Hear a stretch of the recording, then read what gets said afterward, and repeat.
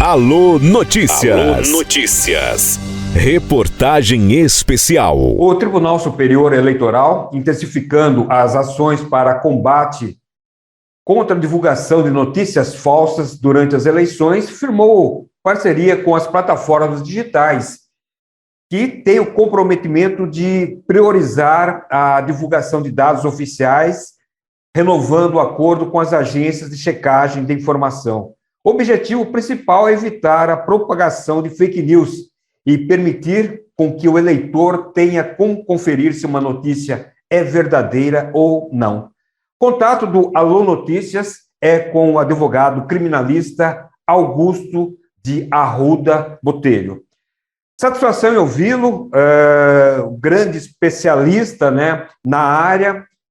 Primeiramente, né, o Alô Notícias gostaria de saber as principais consequências das desinformações e das fake news no processo eleitoral brasileiro. Satisfação. Bom, primeiro, obrigado pelo convite, Luiz. É um prazer falar com você e com todos os amigos e amigas aí de Itatiba. Vamos imaginar o seguinte: uma informação hoje em dia, principalmente depois das redes sociais, dos aplicativos de celular, de mensagem, ela tem o poder de se espalhar, se difundir para milhões de pessoas em questão de segundos, né? A gente acorda de manhã, qual é a primeira coisa que a gente faz? Não sei se felizmente ou infelizmente, é pegar o celular e olhar as mensagens. Tem lá um monte de mensagem, um monte de notícias. Isso se espalha muito fácil. No ano eleitoral, esse tipo de notícia, e muitas vezes uma notícia que ela é produzida propositalmente de forma para enganar o eleitor, ela tem um impacto muito grave na nossa democracia.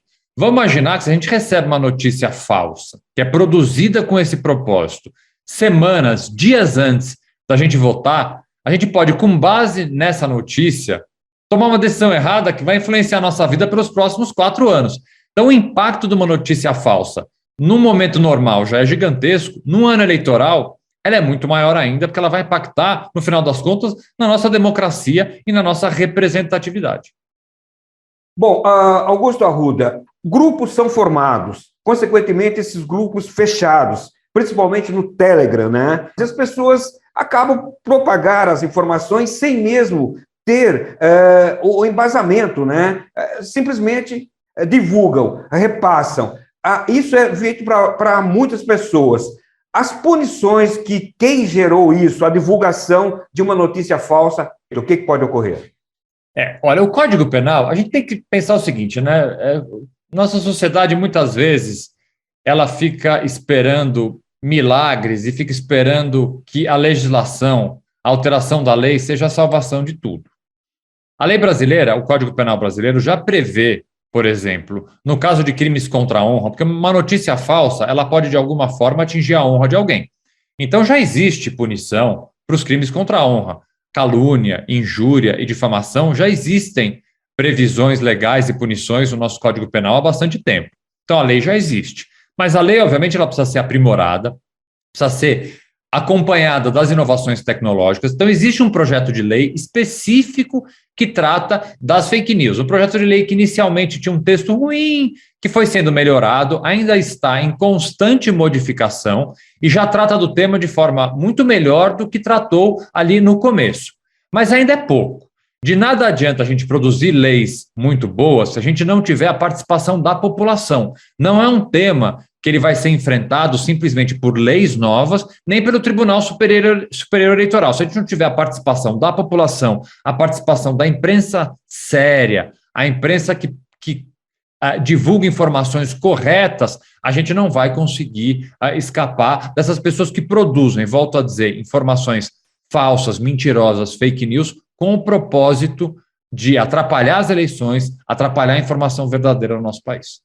Bom, com relação ao público, né, para onde chegam essas informações, empresas sérias estão sendo relegadas a um segundo plano em detrimento às redes sociais, que é um mundo sem dono, podemos dizer assim?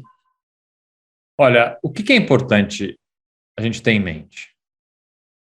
A participação da população, a participação do eleitor, a participação de nós, cidadãos, ela é essencial pelo seguinte: se a gente não aprender a sempre checar uma informação antes de repassar, não adianta lei, não adianta moderação em rede social, não adianta nada. Se a gente não aprender que quando a gente acorda de manhã e lê uma notícia, num grupo de WhatsApp da escola, da igreja, do time de futebol, tanto faz, e aquela notícia que chama a nossa atenção, com aquele título muito chamativo, com aquela foto que prende a nossa atenção, justamente aquela notícia, ela foi produzida por um especialista que está ganhando um bom dinheiro para isso, especialista que sabe que a gente vai cair nessa notícia e a primeira coisa que vai acontecer, a gente vai ficar com o dedo coçando para repassar essa notícia para o grupo da nossa família. É esta notícia que justamente a gente tem que checar para saber se é verdadeira. E como é que a gente vai checar? Você falou o ponto certo. A gente tem que checar essa notícia em veículos confiáveis de informação. Na imprensa séria, aí você vai me falar, Augusto, mas a imprensa tem lado. Tudo bem a imprensa ter lado. A imprensa tem que ter opinião, a imprensa tem que se posicionar. É completamente diferente ter opinião e se posicionar de inventar uma notícia que não existe. Então, uma hora que você recebe aquela notícia no WhatsApp, se você liga a sua rádio preferida, se você abre o jornal que você lê, se você entra num site de notícia e aquela informação que você recebeu no grupo de WhatsApp não está nesse jornal, não está na rádio, não está no site que você costuma ler, desconfie dessa notícia que você recebeu no grupo de WhatsApp. A chance disso ser uma fake news é gigantesca. Não repasse essa notícia, porque a chance de você ser um propagador de uma fake news é muito grande. Bom, Augusto, a notícia muitas vezes é recebida pelo WhatsApp, particularmente em grupos, e repassada pelas mídias mais comuns para os comentários, né? Principalmente o Facebook e o Twitter, são as duas mídias mais utilizadas. E aqueles pontos, né? Dos prós e contras, mas está existindo muito a impaciência com relação aos relatos.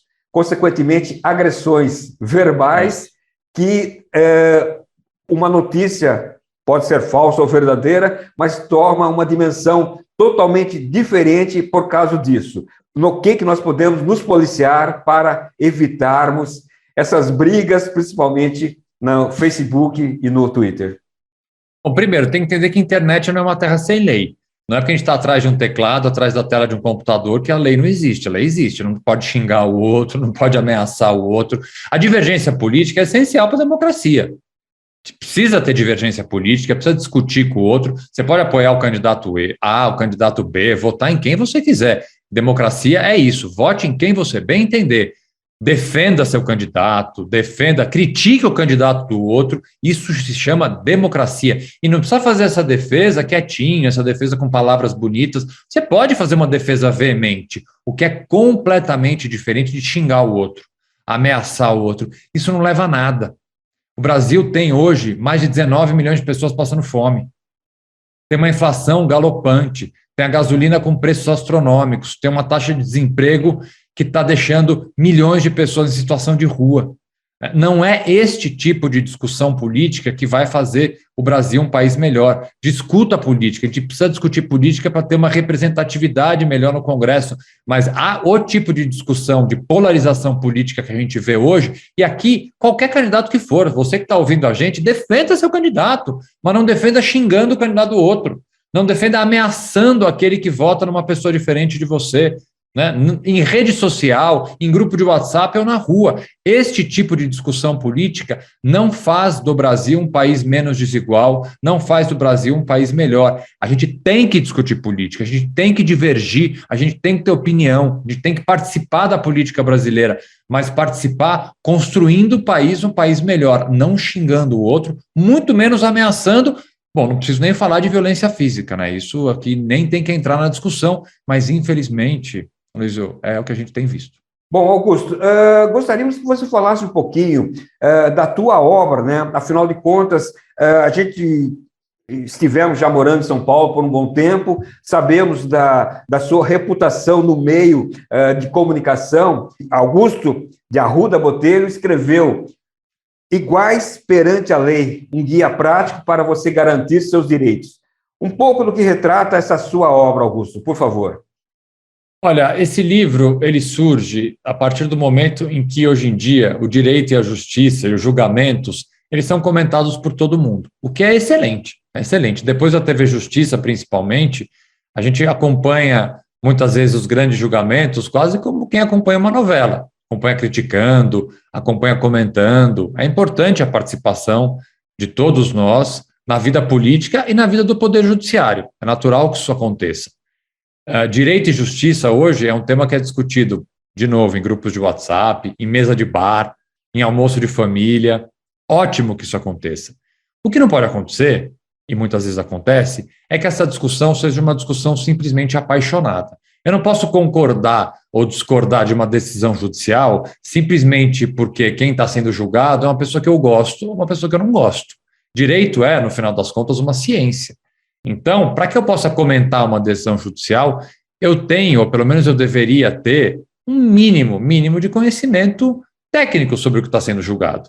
Então, esse meu livro é justamente para aproximar a população, não a população que conhece direito, que conhece justiça, a pessoa que se interessa, que gosta de assistir, que gosta de comentar. Então, é um guia para entender o básico da justiça brasileira. Então, eu explico o que é a primeira instância, a segunda instância, qual é a diferença entre juiz, promotor, procurador, para que as pessoas que gostam de acompanhar o dia a dia da justiça continuem fazendo isso, mas conhecendo o básico da justiça. E aí eu explico também alguns direitos básicos que muitas vezes a gente tem, não sabe que tem, e tem que usar esses direitos. Então, é uma forma de aproximar a justiça de quem gosta da justiça, mas não necessariamente, por exemplo, fez direito, é advogado, ou coisa parecida. Bom, Augusto de Arruda, agradecendo já a sua participação no Alô Notícias, no encerramento, gostaria que colocasse os tópicos principais, mais uma vez, para que o cidadão evite, principalmente, retransmitir fake news e como identificá-los. Por favor. Bom, primeiro, agradecer mais uma vez o convite, ainda mais vindo daí de uma cidade que eu gosto tanto, sempre estou pela região. Eu vou dar uma dica só, porque para mim é a mais importante, principalmente no ano eleitoral. Por mais que a gente tenha vontade de ser o primeiro daquele grupo do colégio, grupo da igreja, grupo dos amigos do bar, tanto faz o grupo, de ser o primeiro a repassar aquela notícia, ser o primeiro a dar aquela informação, sempre cheque, principalmente aquela notícia que parece ser a mais bombástica que você recebe logo de manhã. Saiba que nesse momento, enquanto a gente está aqui conversando, tem alguém recebendo dinheiro, recebendo muito bem, contratado por candidato A, candidato B, tanto faz, justamente para produzir informações para influenciar você na hora do voto. Então, é importante tomar muito cuidado na hora de repassar as informações. Cheque, ligue a rádio, entre no seu site de notícias preferido, abra o jornal. Se essa notícia que você acabou de receber não está lá, desconfie. A chance de ser uma fake news é muito grande. Temos que, como cidadãos, como eleitores, fazer esse filtro para evitar que as notícias falsas se espalhem no nosso país. Bom, fake news, o assunto de hoje no Alô Notícias. Conversa com Augusto de Arruda Botelho, advogado criminalista, autor do livro Iguais Perante a Lei, um guia prático para você garantir seus direitos. Muitos detalhes abordados de Augusto. Itatiba, município de interesse turístico, espera recebê-lo mais vezes, Inclusive, citando que neste próximo dia 8, 9 e 10 teremos a Festa do Caqui, retomando após 2 anos de paralisação. É o grande evento no mês de abril na cidade. Um abraço para todos os amigos e amigos daí. Obrigado pelo convite mais uma vez. Alô Notícias. Aqui, você muito bem informado, com a credibilidade de sempre.